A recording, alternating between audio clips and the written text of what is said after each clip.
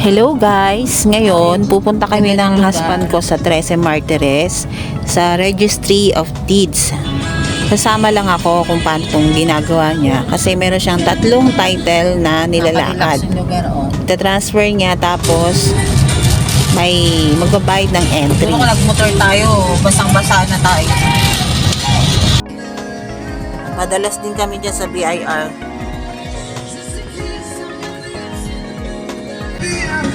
O diba? Welcome to White House. Gala talaga kami. Eto, ano ba tawag dito, Ben? Okay. PSA. Ayan. Kukuha ng mga NSO tsaka PSA dyan. Tapos magkakatabi na lang sila dito.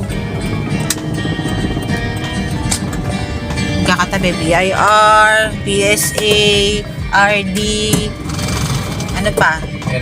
LRA. Magkakatabi na lang sila lahat. Hall of Justice. Hall of Justice. Ano ba ba? Malapit na rito sa SM 13. Ito ba ano to? Cavite Provincial Finance Center. Ito, RD. Ay, ito nga ba, be? RD. Okay, magpa-park na kami. Okay.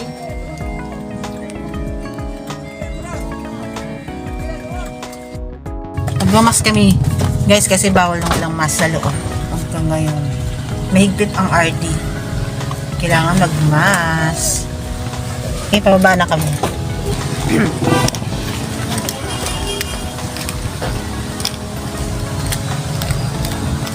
Itong RD.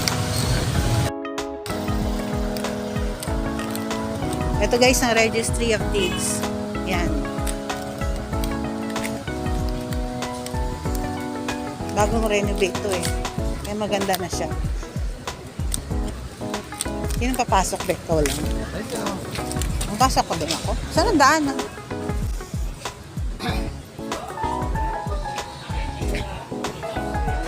Anong gagawin mo?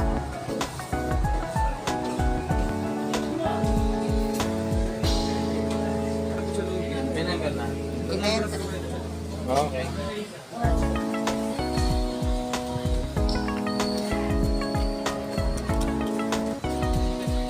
Edit lang.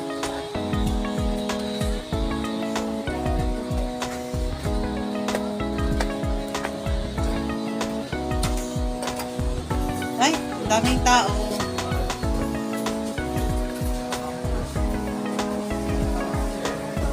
So guys, ang daming tao. Bali guys, yung nilalakad ng husband ko, bali 3 title yan, nilalakad niya. Sa transfer niya sa name ng bagong buyer. 3 nilalakad.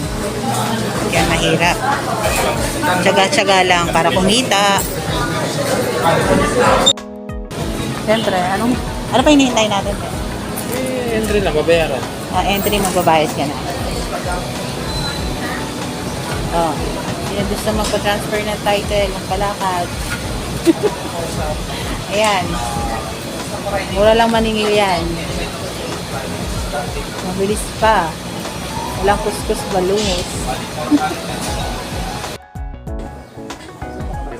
Ayan, sa-sign kami. Para kami nakabili yan. Pangit ang sign. Ayan, sasaran niya na yung mahiwagang yung folder. Malaki na ba kinita yan din? Laki na. Ay, nako. Ayan na siya. Busy ang lolo mo.